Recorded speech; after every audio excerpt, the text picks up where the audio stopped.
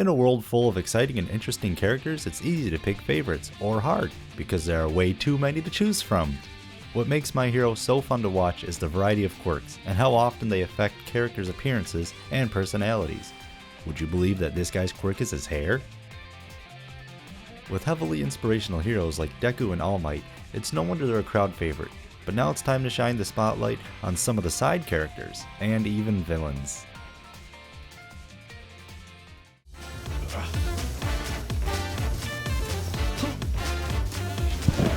Here we go.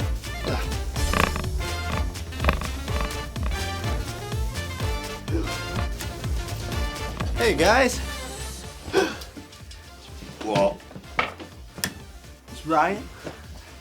It's Ryan from Fig Ultra Reviews, and today we have a double feature. Today we're going to be looking at everyone's favorite Grumpy Boy and everyone's favorite Sleepy Boy. I'm talking Dabi and Mr. Aizawa from the anime Boku no Hero Academia. Let's get the show started. Crap. Alright, who should I review first? Heads Dabi, tails Aizawa. Heads. I'm glad even some of these dastardly villains are getting some unrequited love around the internet. Except for this guy. Fuck him. Toga and Twice are absolutely nuts. Shigaraki I actually kind of feel sad for. But my favorite from the league has to be Dabi. He's cool, calm, doesn't take orders from anybody. Or it could just be those dreamy eyes locking me in. First, let's glance at the box. We're looking at BanPresto's Colosseum version of Dabi, or Blue Flame. I actually didn't expect his box to be as decorated as it was. Dabi walks casually with manga-looking panels pictured behind him. They even added some cool-looking font and striping around the edges. The Colosseum editions are all designed like this, but variate in color. Dabi's super simple to set up, just align the pegs on the bottom of his foot to the holes on the base of the stand, and presto. Now let's take a look at some of the details. My hero. Show me what. Right off the bat you're met with Dabi's signature style, and by style I mean swag. He's modeled in a laid-back walking strut with one hand in his pocket and the other held out in the air in a stylish way, almost like he's taking big, confident steps. All over his body are spots of gnarled purple skin, possibly scars, which adds to his mysteriousness even more. You can find them on both arms, wrapped around his neck and face, even peeking from under his shirt along his stomach. They added all the individual staples connecting his scars, almost like crude self-done stitching. I laughed when Shigaraki calls them patchwork in the anime. Let's not forget the piercings on both left and right ears, as well as the 3 studs on his nose. His spiky black hair is actually quite sharp to the touch. Don't ask. He's wearing a plain white V-neck t-shirt, dark blue pants, a white belt with circular loops, black combat boots, there's a satchel tucked away on his back, and then lastly his iconic dark blue trench coat. The ripples on his clothing move with the flow of his strut, but the wisp of the tails on his coat suggest he's walking against the wind. There's 2 metal cuffs converting his coat into short sleeves, along with some patches on his shoulders. And of course his collar's popped. No bad boy's complete without that signature pop. The rips on the bottom of his trench coat give it a warm, tattered look. I thought the crinkles on his boots and the bone structure they added on his fingers and hand are a nice touch and detail. Saving his classic suave facial expression for last, starting with his grin, then his bright turquoise eyes darting over to the right, which I actually think adds a little more personality to this figure. Alright, now some likes and dislikes. Well, I dig the walk. It totally matches his personality. It's definitely interesting that the sculptors chose a relaxed pose instead of something more action-y. I noticed BanPresto's been putting out different versions of some of the main cast. The paint detail looks great. There's no bleeding or miscolored spots. I couldn't find any funky molding errors or anything. And for the quality, he feels solid and sturdy. My only dislike is the stand, which pretty much goes for most BanPresto figures. I like to jam pack as many figures as I can on my shelf, and with the big oval shape of the base, it kinda makes it difficult stuffing other figures next to each other. I actually chopped up 18's base so she could stand next to her bro. Okay, let's go over Shota Aizawa, aka Eraserhead. Out of all the characters featured in my hero, Mr. Aizawa is my personal favorite. Probably because he's my spirit animal. We both are always tired, and our eyes are bloodshot and have bags under them. Heck, if you slap the wig on me, I probably could do a pretty good cosplay of him. Oh man, I almost forgot my favorite Japanese sports drink. I can't do a review without it. Checking out his box, same as before. This one's part of BanPresto's The Amazing Heroes collection. And I would say the box art for this one isn't as creative as the Colosseum version that Dabi came in. Aizawa is just as easy to attach. Just stick the little razor into the holes in the base, then match the square peg with the hole on the back of his leg, and he should sit snugly. His head comes lopped off, but it's easy to put on. His scarf though, that's another story. At first, I was a tad confused how to make sense of this spaghetti, but I think I figured out a good solution. Before attaching his noggin, it's easier to get the scarf working. First, we have to connect the spaghetti noodle to the coil. The long piece has a block on the end of it that fits in the coiled piece. Slap those together.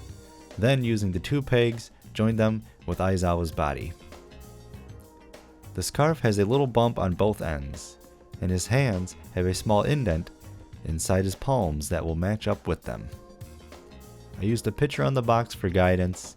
It's odd and tricky to line up the scarf right. Slide it in his right hand first, then twist the scarf around till it bows and kinda matches the pic on the box. I still can't get it to look perfect, but hey, I think it's good enough. If you do want to get it perfect, I suggest using a little heat and giving the scarf a little flex. Now it's details time.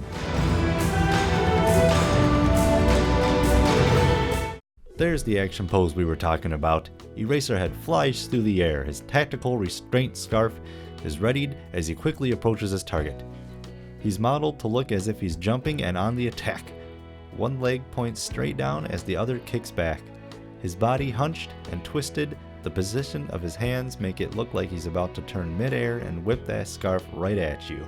Mr. Aizawa is in quirk mode as his long black hair standing straight up and wisping wildly through the air. His signature goggles are wrapped around the top of his head. They seem more gold, but in the anime they almost look yellowish to me. It's hard to tell. He wears his long black sleeve top and baggy pants, tucked into his combat boots, which I like that they added the side zipper to them. Also, the ends of his sleeves are pretty tattered. Time for a new shirt, bro.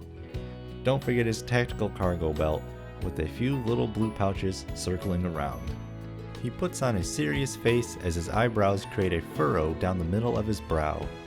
A light black stubbly beard lines around his serious scowl, and of course his red eyes suggest his quirk is activated as he peers over his shoulder. Alright, now some likes and dislikes for our sensei.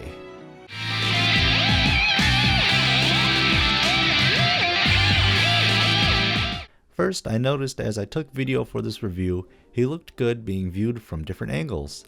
So when adding him to your collection, he could be placed looking directly at you, or can have his back turned, peeking over his shoulder.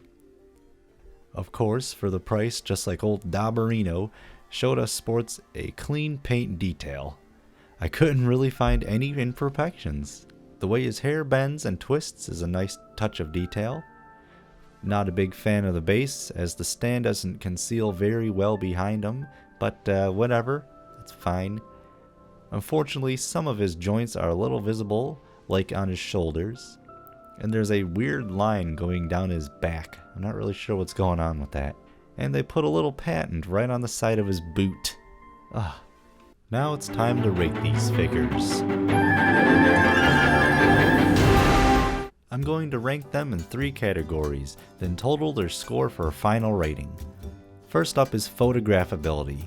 With Dabi's slick strutting and his coat flapping in the wind, he has a lot of character. He looked pretty cool placed on a sidewalk as he strolled down the street. Plus it looks like he could be walking away from an explosion in slow motion. And with the Eraserhead doing his acrobatics, you can totally put him in a bunch of cool action shots. Or have him slide into first base.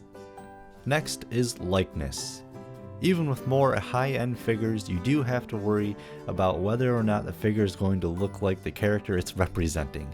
Well, rest assured, these guys look great. Not just only that everything is atomically correct, but their posture and facial expressions even match their animated counterparts perfectly. The last ranking is coolness, and both these guys are the embodiment of cool. They don't even need to try, they're just naturally breezy, baby. Adding up the total, I'm giving both Dabi and Aizawa a combined total of a strong 4. Mr. Aizawa's rejecting Miss Joke's advances out of 5.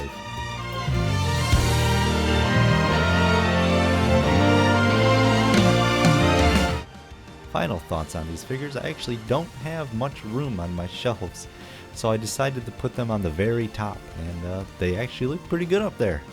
If you're a My Hero fanboy and want to rep your favorite side characters, these dudes are definitely worth getting. It would be fun to pair them up with the rest of the cast. Hopefully more side characters will be popping up in the future. I mean, there's so many, and they all are definitely interesting enough to make into a figure, I think. I am really wishing for a Figma Mr. Aizawa too, that'd be cool.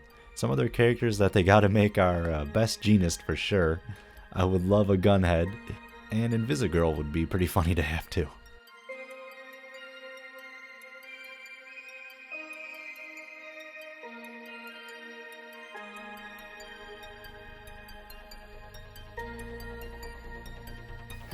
It's the end of the video, yay! Thanks for watching, much love, bye! Don't forget to subscribe!